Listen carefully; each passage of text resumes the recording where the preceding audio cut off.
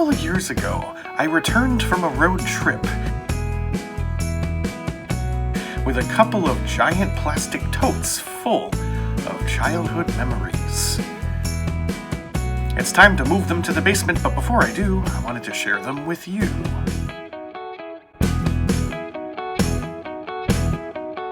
In the mid-90s, Micro Machines put out a whole bunch of very small-scale figurines themed on Star Trek and Star Wars.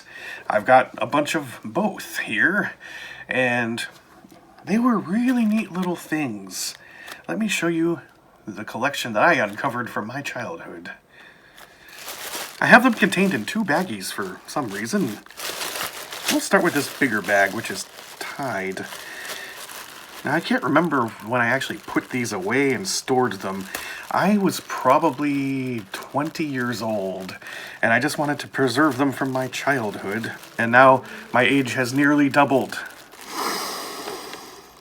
Oh, smells like 1994. All right. Wow. Let's get this organized. Nice. So over here I have Star Trek stuff, and over here I have Star Wars stuff. And in the middle, I actually kept this one separate because I made a video with my Action Fleet collection, and I didn't realize that this piece actually also belongs to the Action Fleet. It's just a bit smaller, and there are two posts on this one because this one is meant to display the speeder bikes from Return of the Jedi, complete with articulated figurines that are in the position to ride them. And there they are. I like how the display has one of them a little bit of a different elevation over the other. And this figurine, I think, is Luke Skywalker because he's got one gloved hand. And he's dressed in all black with a green cape. Either that or it's Michael Jackson. Anyway, there's your Action Fleet speeder bike set. This one's a bit of an oddity because it's so much smaller than the other ones, which makes sense. I mean, the speeder bikes, scale-wise, are tiny compared to the ships. Now, for all these other ones, they did come with little stands, too. They're just these kind of basic plastic stock things with a peg, and whatever thing you want to mount onto it has a corresponding hole, so you can just stick it on like that, and you can line them all up on your shelf for display purposes. These used to be clear plastic, but now they've all turned an amber yellow, which happens to plastic over time. Yes, I have a whole bunch of them. We'll start with the Star Wars stuff. Now, some of these are better put together than others.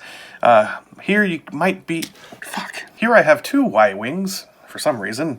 And if you've got a discerning eye, you might notice that on this one, the nacelles are a little bit more symmetrical than they are on this one. You're going to find little imperfections like that here and there just because these are pieces that were just kind of glued together. Not always perfectly, but that's the way Micro Machines were back then.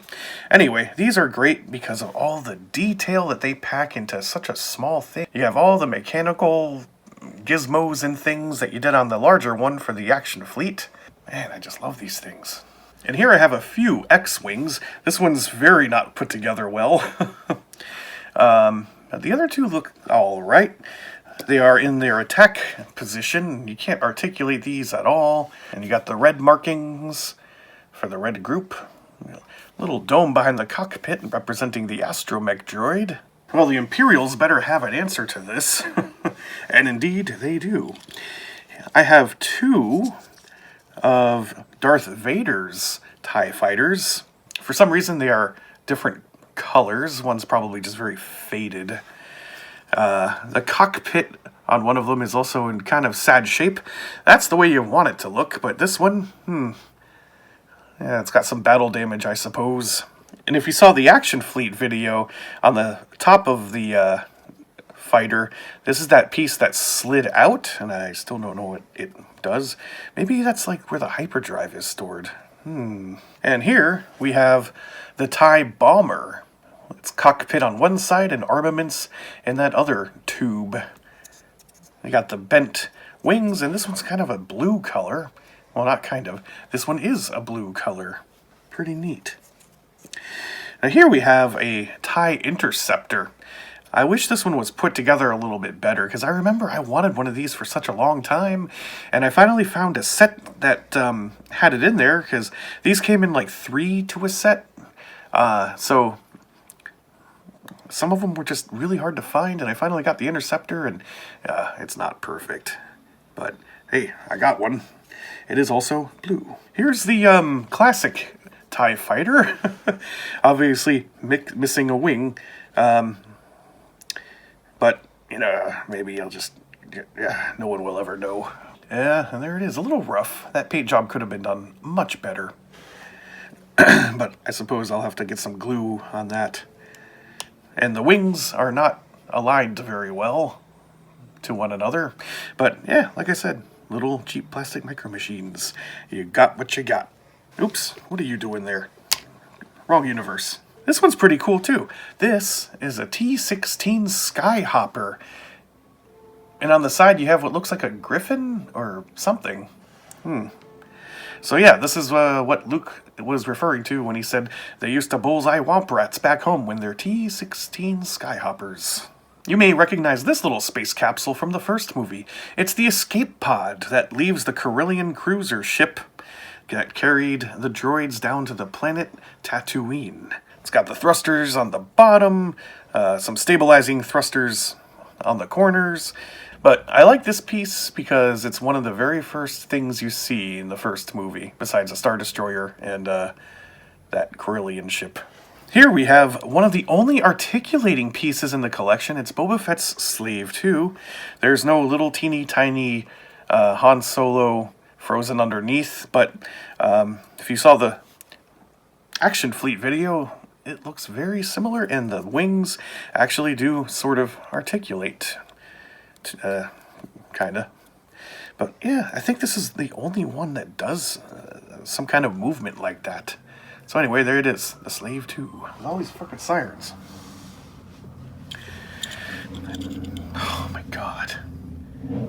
I need to build like a studio.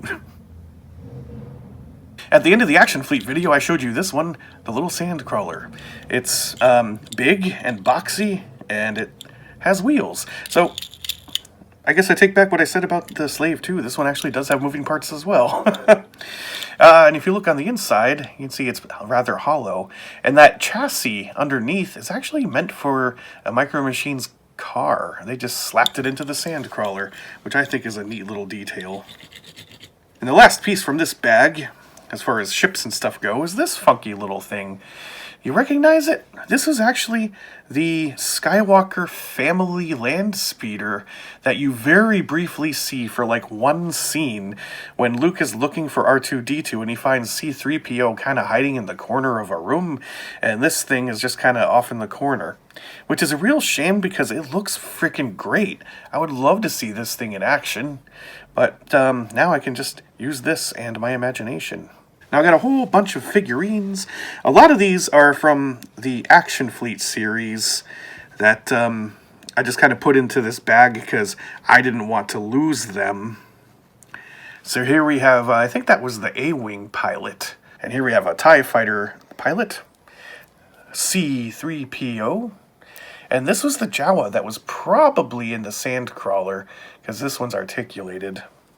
And a generic little astromech droid. A lot of these other figurines, oh, got another TIE Fighter pilot, were from various play sets that I have. I know that Aunt Beru here belongs to the massive Star Destroyer turned Tatooine play set that I have. And this Jawa on a dewback. And probably all of the rest of these too, come to think of it. Here we have a whole squad of little Jawas, couple of Womp Rats, Old Man Ben Kenobi, and even Uncle Lars. Maybe I will put these to the side so I can show off that play set and all of its glory later. I have one of these things with a bunch of plastic rods in them. I don't know what those are for, but I will repurpose this to hold these so that I don't lose any of them, as I will be bringing them back.